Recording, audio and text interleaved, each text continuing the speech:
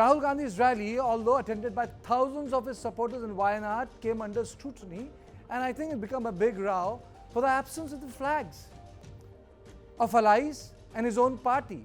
Union Minister Smriti Irani slammed Rahul Gandhi on the flag issue as to how come the flags of his alliance and the flag of the Congress party were missing. And she said that is it because of the reason that his party is also contesting election in North, he doesn't want this to become a sort of a pull point against him. Let's listen in to what Smriti said.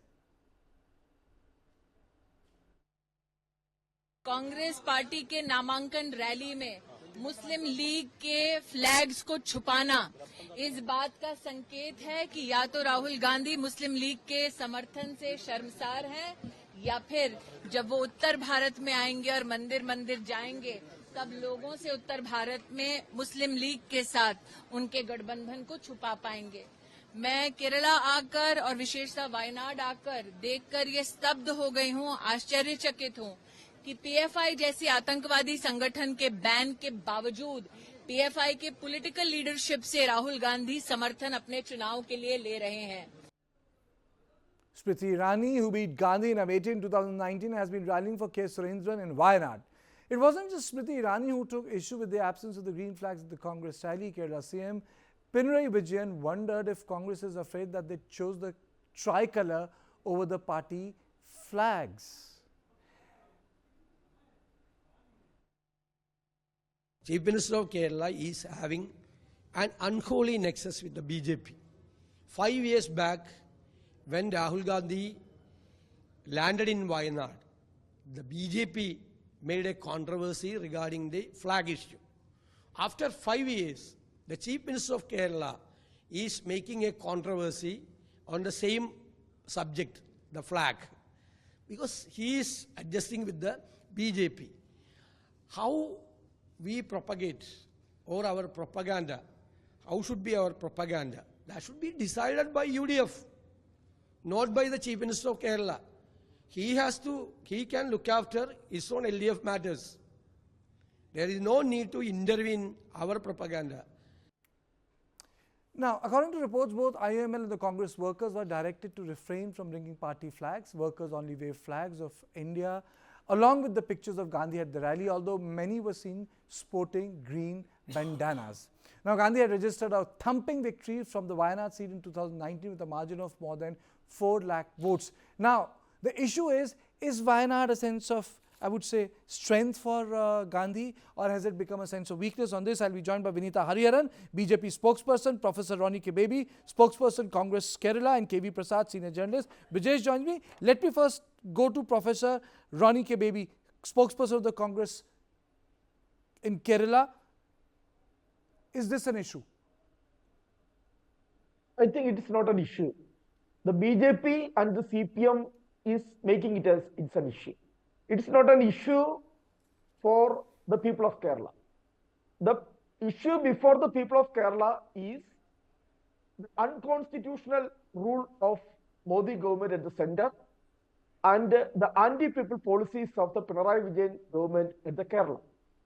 As everybody knows that yesterday it was not a rally, yesterday it was not a procession. It was just only a road show. As everybody knows that in the road show, we are projecting the leader.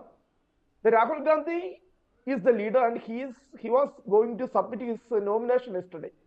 So the entire attention was on Rahul Gandhi, and crowd which they came there, it was not mobilized by the Congress or the UDF. It was a natural flow of the workers and the supporters of the UDF and the common people and who assembled there. So in that unorganized kind of get together, there was no use for using these flags or kind of things. And everybody knows that the entire UDF leadership was there, including the Supremo of the Muslim League, Indian Union Muslim League, Mr. Tangal was there, and Mr. P.K. Kunyalikutti, the General Secretary of the Indian Union Muslim League was there. The entire leadership of the Muslim League was there. I don't understand why the BJP and the CPM. And the one thing which is making me surprised that the language of both Okay. BJP and the CPM Okay. are the same. Professor Ronnie, you are saying it's a non-issue. Okay. You are saying it's a non-issue. I'm joined by Mr. Prasad, senior journalist. Sir, if it's a non-issue, I don't think BJP would be raking it up. Well, Karthik, one thing is the Congress treating it as a non-issue and the BJP trying to whip it into an issue. So they're very, very clear strands that I see it here. And for the BJP, Iuml has always been the issue and they have been talking about it. But the logic that one heard that when he travels elsewhere, he'll have issues. I mean, I think in the last 5 years, the electorate of other states and others were very well aware that Mr. Gandhi represents Wayanad, which has a sizable population belonging to the minorities elsewhere, and he represents them as a constituent. So I think that's very clear. Well, election time, anybody can try to make an issue out of everything and see what sticks. Well, I think the BJP would definitely want to make an issue out of it. There's no issue in it. Last time, 2019, it became an issue because several people click picture and put it on social media saying this is this Lahore or is this India, and then they try to generalize a particular community, and it became an issue. The use of the green flag, which was the flag and the symbol of Iuml, and to avoid that particular controversy, this is the reason why I think the Congress has gone ahead and asked these people not to come up with those flags, because they don't want that kind of controversy to take away the real event, which was that Rahul Gandhi was going to file his nomination in Wayanad along with a large swath of crowd, and that is exactly what this is the reason why Congress must have asked them not to carry the flag. See, interestingly, on this, the left is also attacking the Congress party. In a press conference, Kerala Chief Minister said that why didn't you allow them to carry? Are you afraid of your communal of people who are communal in nature? And so, Congress and Gandhis are being attacked both by left and right in this particular issue. But I honestly don't see this as any particular issue, because I agree with Mr. Prasad when he says that people know that Wayanad has a sizable minority population, and it is no secret which has been hidden from the rest of the country. Okay. I'm also joined by Vinita Hariharan, BJP spokesperson. Vinita, why is this big issue, IUML, in Kerala right now, the flags not being displayed? Yeah, it's just not that the IUML flag not being displayed. I think even the Congress party's flag was not displayed, in the rally. So it's about the identity of the Congress party, and are they with the India Alliance? Are the Congress and the CPI going to be together? Obviously, they're going to be together at the center. So there's a lack of identity, there's lack of integrity, there's lack of a kind of unified voice that is emerging from the India Alliance. There is no unified voice because all of these parties are disparate parties who are coming together at the center and then fighting in the state. So they're actually pulling wool over the eyes of the public, and therefore it's not the correct picture that's being portrayed to the public as to who's standing against whom. So therefore, anyway, Rahul Gandhi's case in 24 is a lost case, because the kind of performance that he's had over the last 5 years, we all know what's Wayanad's situation today. It remains one of the poorest districts, and more than 3% of the poor in Kerala belong to Wayanad district. So he's really not done anything about improving the developmental paradigm of Wayanad, which remains a tribal remote area. Despite all the central government's efforts, the outreach has not happened to the people of Wayanad, which has also been, it has come out clearly in the review done by the Honorable Minister, Smriti Irani ji, a couple of months back, when she saw that most of the outreach programs of the Modi government have not been transferred to the people of Wayanad. So there are glaring gaps there in implementation. So he cannot just blame the centre because it's an MP. He's the captain of the constituency. He is responsible for his constituency. He's responsible for bringing in all these welfare schemes to the constituency. Vinita ji, do stay with me. I think you have made three very, there are three accusations you have made, and I want Professor Ronnie to respond to this. Professor? Yeah, sir. Sir, it is really surprising that the voice of the BJP and the CPM is the same. That is really amazing. That is really surprising to know. Why the BJP and the CPM altogether they are attacking the Congress and Rahul Gandhi. Yesterday, see, the two major issues which has been discussed in Kerala over the last couple of days. One is about SDPA. The SDPA issue also, the CPM and the BJP is attacking the Congress. And today, Congress has taken a very strong stand that we don't want the support of any of the extremist groups. whether it is the majority communal group or the minority communal group. We only want secular voters, secular votes. We want Acha, to. you are a congressman, professor. You are a congressman. You're a congressman first. Then you represent a state. Tell me, when people say that Rahul Gandhi has gone to Wayanad and he has quit politics in Uttar Pradesh, does it make Congress strong or weak? I mean, say Kerala is as important as Uttar Pradesh, but I'm asking you a pure political question. Does it make Rahul In the Gandhi past strong or also weak? many times, that Congress leaders, especially whether it is Indira Gandhi or Sonia Ji, they contested from more than one constituencies, one from the south and one from the.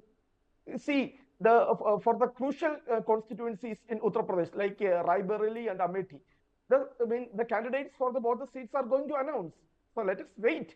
Whether Rahul Ji is contesting from the north, let's wait. Okay, you are saying let us wait. Rahul Gandhi has not gone more than 7 times to Amethi. Mr. Prasad, isn't that the issue? You see, isn't that the issue? That the names of the candidates for Raebareli and Amethi have not been announced.